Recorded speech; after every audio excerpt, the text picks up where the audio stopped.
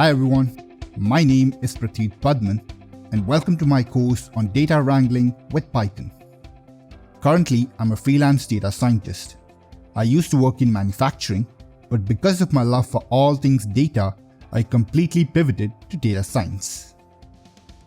Machine learning and data analytics in general follow the garbage in, garbage out principle. If you want to learn from or predict something based on your data, you need to make sure that the data is well constructed, cleaned, and suitable for your statistical or machine learning models. This course is filled with functions and procedures aimed at helping you do exactly that. Some of the major topics that we'll cover include concatenating and merging data from different sources, normalizing data using different scaling methods, using multiple functions to reshape data, and data encoding with Python.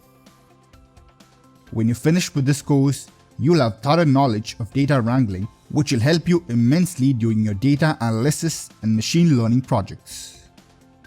There's just a single prerequisite for the course, which is an intermediate level knowledge of Python programming. Some familiarity with how data flows through in a machine learning pipeline would be helpful, but not absolutely necessary. I hope you'll join me on this journey to learn all about constructing a suitable dataset for further data analysis with the Data Wrangling with Python course at Pluralsight.